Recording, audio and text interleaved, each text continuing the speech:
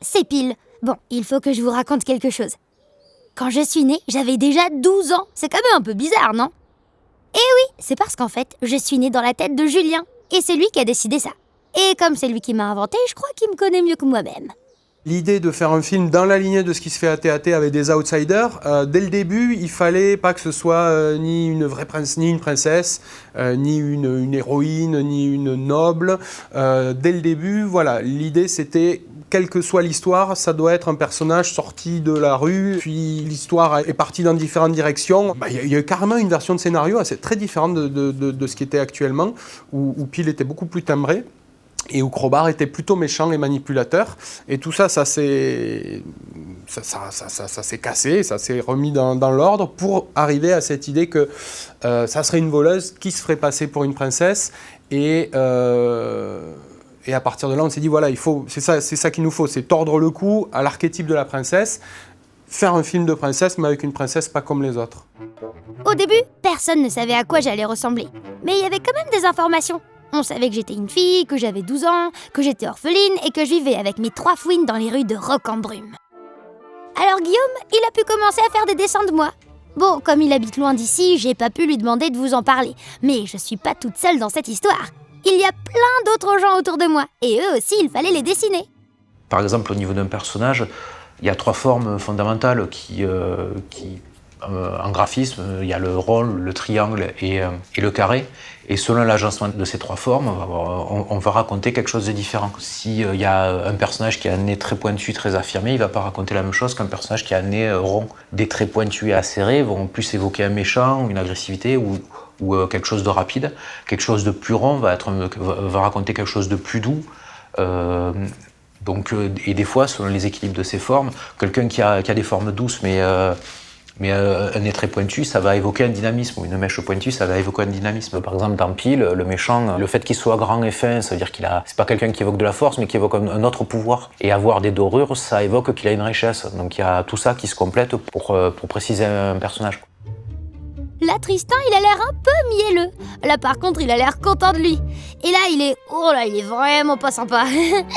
Dans la vie, on fait plein de têtes différentes et il faut toutes les dessiner.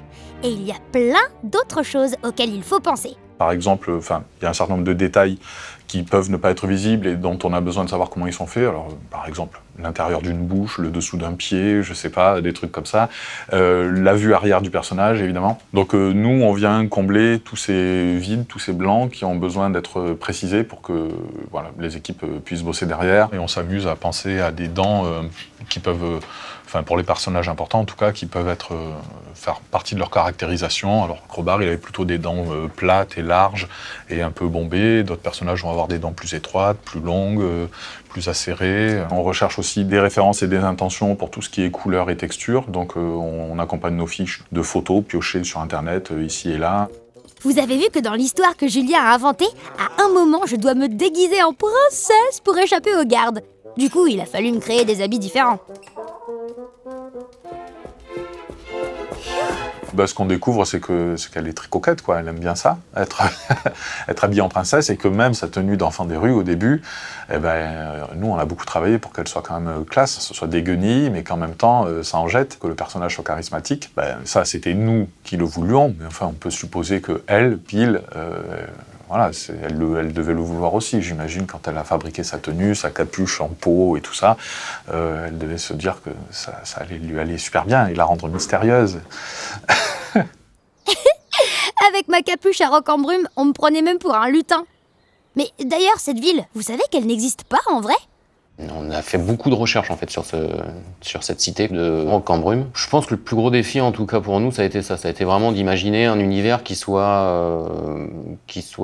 cohérent, en fait, qu'on ait quand même toujours la symbolique du médiéval, tout en essayant d'apporter une petite touche entre guillemets d'originalité, ce qui est normal. Donc on avait tendance à faire des maisons qui mélangent en fait plusieurs styles de Moyen Âge pour essayer de trouver un truc qui aurait un peu la patte de Pile en fait. Donc c'est beaucoup de déformations, des trucs à étages, des étages qui, si on les faisait vraiment, je suis pas sûr que ça tiendrait. La devise de la cité, c'est « Pour bâtir un royaume, il faut savoir où trône la noblesse ». Ça veut rien dire ? Ouais, je suis assez d'accord. Mais c'est notre ancien roi qui l'a trouvé, Théobald. pour faire une petite ruelle un peu glauque de Moyen-Âge, moi j'ai designé les maisons, donc les maisons ça fait le bord de la ruelle, on va dire. Et ensuite, par exemple, il a fallu designer des objets comme des tonneaux, des caisses en bois, des planches, des charrettes entières, même des brouettes médiévales, plein d'objets comme ça qui viennent habiller la rue. Ensuite, on les pose et ça donne un peu de la vie à la rue, parce que s'il y avait que des maisons, ça ferait plat. Et c'est vrai que les objets ramènent de la vie, c'est ça qui est très important. Les accessoires, ça induit, quand on regarde en tant que spectateur, on va se dire « Ah là, il y a un mec qui est venu, qui a posé sa charrette de foin, il doit être en train de la décharger. » Ça induit en fait de l'imagination chez les gens et c'est ça qui rend une ville vraiment vivante, vraiment colorée, vivante et réelle, entre guillemets, même si elle ne l'est pas. Si vous allez dans un vrai village, c'est comme ça, hein, vous avez toujours une petite fenêtre ouverte, du linge qui va sécher sur une corde. C'est ça qui donne beaucoup de vie en fait. Ouais. Eh oui, il a fallu créer tout un monde pour raconter mes aventures. Roc en brume, ma ville, mais aussi le bois maudit, le repère de la sorcière, la combe du garou, et tout ce qu'on y trouve. Par exemple, les tartichons, ça j'adore. Et aussi de la crotte de licorne. Ça fait caca, les licornes? Bon, quand tout le monde savait à quoi j'allais ressembler, qu'on avait dessiné mon monde et tous les gens que j'allais rencontrer, on a pu commencer à fabriquer ça en 3D. Ça veut dire en 3 dimensions.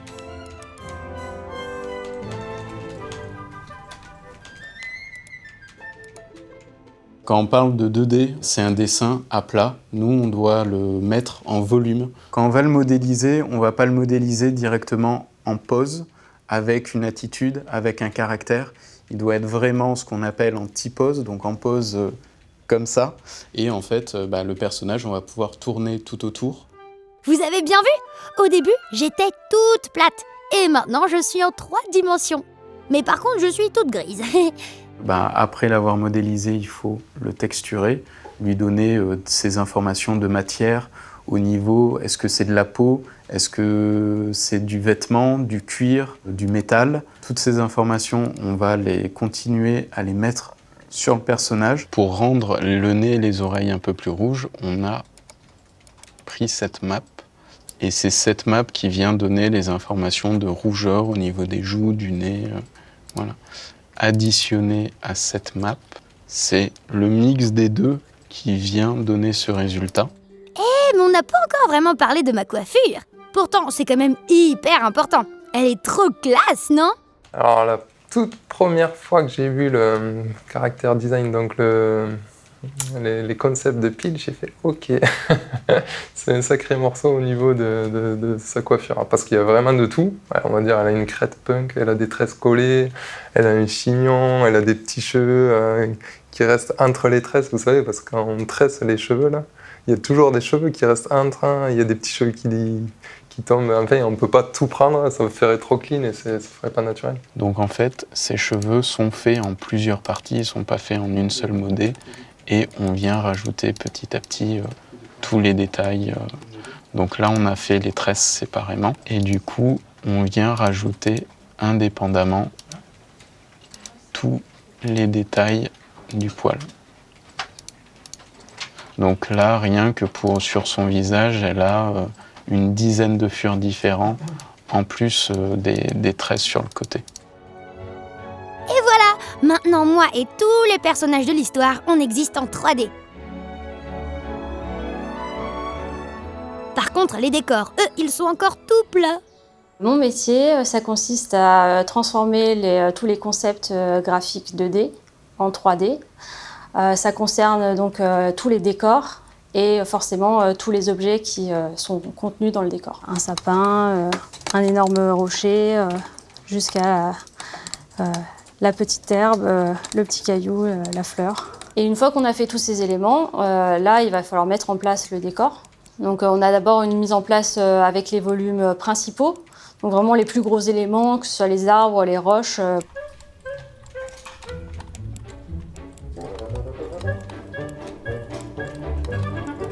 Là, sur Peel, on était dans le réaliste. Donc, il y a une sorte de complexité à reproduire le réel qui met une certaine pression, mine de rien, à se dire est-ce que c'est crédible ou pas ce que je viens de faire? Dès que c'est organique, on va utiliser un logiciel de sculpture. Donc, ce logiciel de sculpture, il va impliquer de la part du graphiste une part de créativité, en fait, où là, vraiment, on va un peu y mettre du nôtre, en plus du style graphique. Donc c'est vraiment comme si on avait de l'argile entre les mains et qu'on venait modeler en fait le volume de l'écorce, de la roche. On a des logiciels qui nous permettent de créer n'importe quelle texture, n'importe laquelle. Ça peut être du métal, ça peut être du bois, ça peut être des cailloux, ça peut être des feuilles. On peut tout créer de A à Z via les logiciels qu'on a.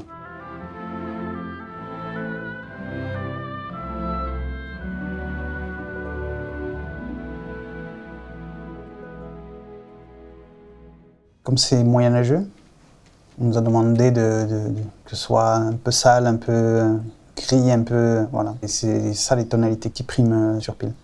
Mais après, on a des décors très colorés. Une forêt rouge, par exemple. On est dans la montagne où c'est vert, où il y a des fleurs et tout ça. Ah, c'est vrai qu'il est beau quand même, mon monde. Mais revenons à moi et à tous les gens qui m'entourent d'ailleurs. Vous vous souvenez qu'on nous a laissés en T-pose? Pour le moment, on est tous comme des statues. On ne peut pas bouger.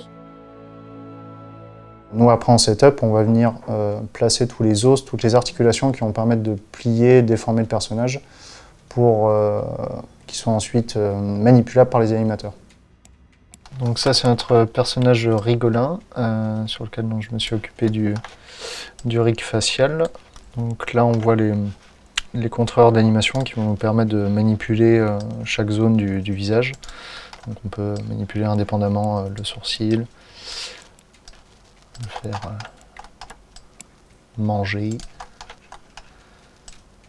Donc tous ces contrôles vont permettre de définir toutes les expressions du personnage. Donc ça, c'est toute l'interface disponible pour les animateurs. Et derrière donc, ces expressions, on a toute une machinerie, donc le setup en lui-même, qui va venir donc, déformer les polygones. Et oui, il a fallu créer tout un système hyper compliqué pour qu'on puisse tous bouger, parler, sourire, ouais, même Maître Crapulot.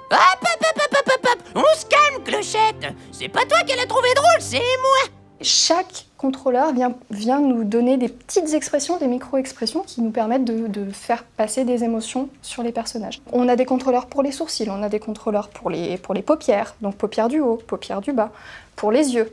Parce que le personnage, à des moments, il regarde là, donc il faut venir créer cette intention. Donc on vient bouger chacun des contrôleurs un par un pour créer un visage qui est énervé.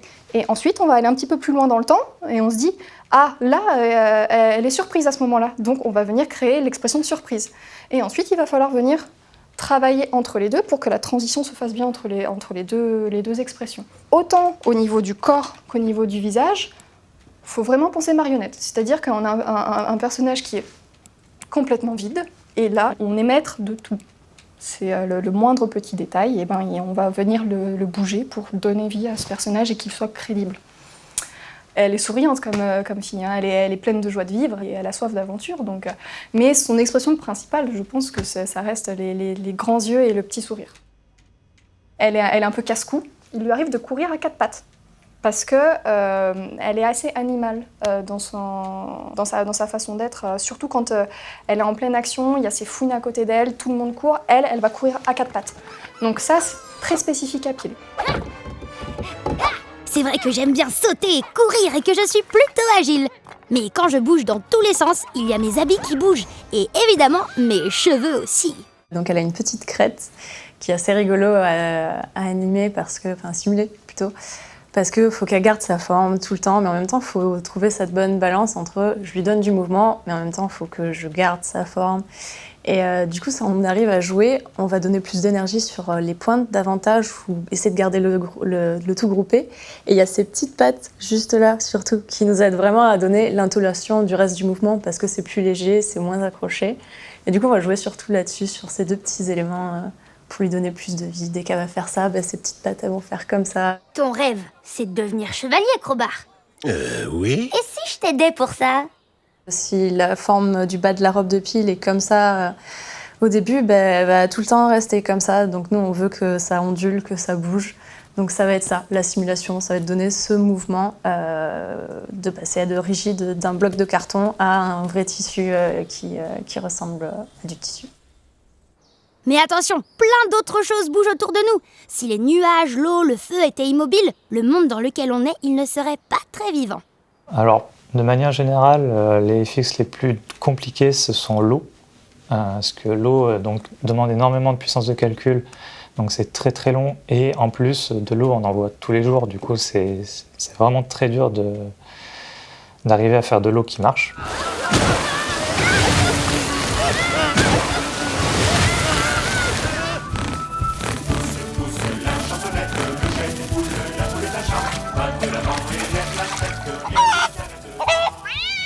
Les destructions, je vais avoir un bâtiment ou un objet, ou peu importe. Cet objet, je vais le fracturer. C'est comme si je découpais du papier pour après le réassembler. Donc je le découpe selon certaines propriétés. Donc le verre ne se casse pas pareil que de la pierre, que du bois, etc. Et ensuite, sur chacune de ces parties-là, je vais appliquer des propriétés physiques, c'est-à-dire un poids, une masse, une densité, etc. Des paramètres de friction, est-ce que l'objet rebondit ou pas, le bois ne rebondit pas pareil que la pierre. Et après, pareil, je laisse le logiciel faire son travail, les morceaux vont tomber par rapport à une gravité et vont tomber et rebondir entre eux. La séquence de fin où la ville se fait bombarder, exploser des maisons, c'est plutôt fun.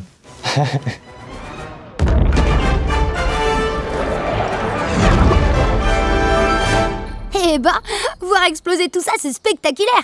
Mais dans la vie, pour qu'on y voit quelque chose, il faut qu'il y ait de la lumière. Eh oui, soit c'est le jour et c'est le soleil qui éclaire, soit c'est la nuit et c'est la lune. Ou ça peut être des torches ou des bougies. Eh bien dans mon monde, c'est pareil, il faut mettre de la lumière pour qu'on y voit. Une séquence qui est sympa, parce qu'elle est... Alors, elle était sympa parce qu'elle était simple à faire. Il y avait un décor, un personnage, donc c'était pas compliqué. Et c'est Tristan qui est tout seul dans la salle du banquet qui est vide, où il est éclairé par une douche de lumière, donc c'est vraiment la lumière qui lui vient du dessus. Et du coup, ça lui marque vraiment le visage, ça lui donne vraiment un air menaçant, et on l'aime pas dans cette séquence. Enfin, on comprend que c'est le méchant, même si on l'a compris un petit peu avant. Voilà, en fonction de comment on va mettre la lumière, on va vouloir faire passer à l'image un message bien particulier. Je crois que vous n'avez pas très bien compris la situation. Donc là, du coup, le plan qu'on voit ici, vous avez la scène 3D qui est juste là. Donc, nos scènes 3D, en fait, elles se comportent ainsi. On a le décor global, avec notre personnage qui est à l'intérieur. Et toutes les lumières, donc c'est tous les petits points noirs, là elles sont éteintes, c'est pour ça qu'elles sont noires, c'est toutes les lumières qui sont là. Je crois qu'il y en a 35 là dans ma scène. Voilà, la lumière c'est un panneau, c'est vraiment un déflecteur, comme on voit en fait. Donc moi, la lumière, elle est en face du personnage. Mon personnage, il se trouve, si j'arrive à bouger un peu plus, il est ici, là, sur la fenêtre. Du coup, là, j'ai une autre fenêtre qui est ici, et c'est la lumière de cette fenêtre qui vient l'impacter. Après, si je bouge un petit peu ma lumière, plus je vais me rapprocher, plus le perso va être impacté. Le boulot de rendu, il est quand même beaucoup lié avec la prochaine étape, qui est le compositing, dans le sens où l'image qu'on voit sur notre ordinateur, il va falloir qu'on la découpe en plusieurs couches. Donc le décor qui est rendu tout seul, la porte ici qui est rendue toute seule, mon feu aussi, comme ça on peut lui faire un traitement bien particulier au niveau du compositing. Mon avant-plan est rendu aussi séparément et mon perso est séparé. Donc s'il y a une lumière qui doit être plus impactante pour qu'on détache mieux le personnage, c'est nous qui allons la mettre en valeur. Si on doit rajouter les FX, du coup, c'est nous qui les rajoutons. Si l'explosion doit péter à la caméra ou si les lumières doivent être très accentuées, c'est nous qui allons faire ça. Si le ciel doit être d'une couleur particulière, il n'y a jamais de ciel qui sort avec les images 3D, en tout cas à TAT. Donc nous, on choisit des cieux avec le réalisateur ou avec le directeur artistique. Et selon les ambiances du film, on vient les rajouter derrière. Et on réintègre les décors dans les cieux.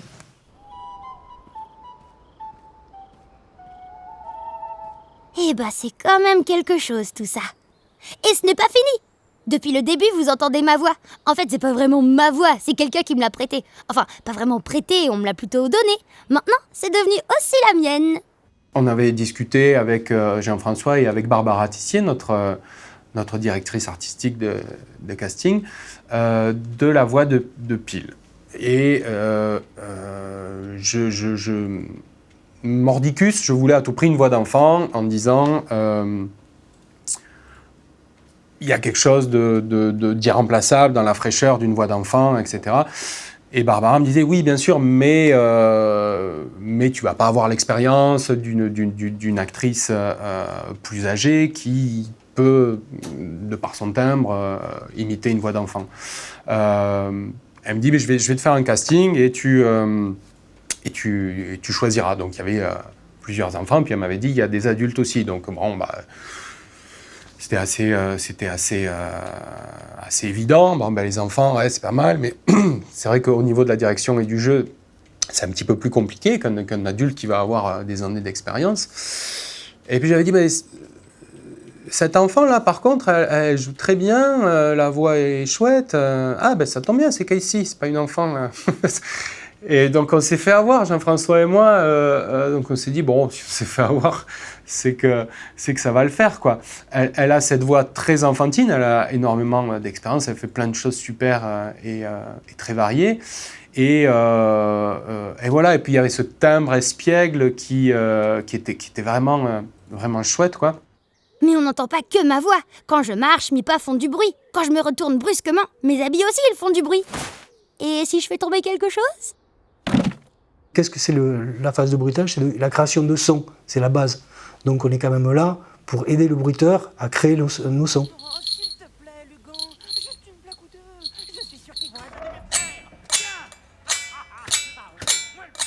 Quand Crowbar, dans Pile court, il a donné une sorte de poids, accompagné par ce qu'on appelle des présences, c'est le bruit des vêtements, et là, Crowbar a une cotte de maille, donc accompagné avec du cuir et du métal, pour lui donner une sorte de poids comme ça, et ça donne énormément de crédibilité au personnage.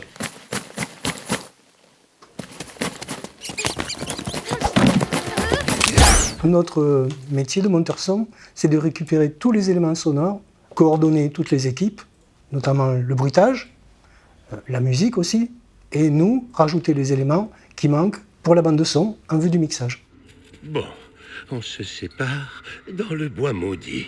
D'accord. Allez, courage. On va pas se laisser impressionner par un bois maudit.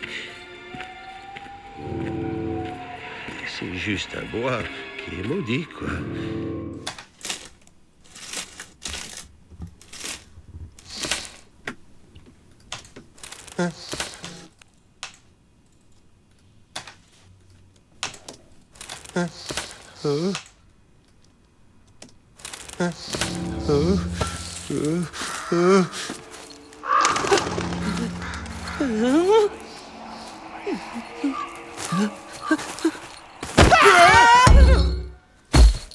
À partir de ce qu'a imaginé Julien, plein de gens ont travaillé pendant des années pour créer un monde à partir de rien.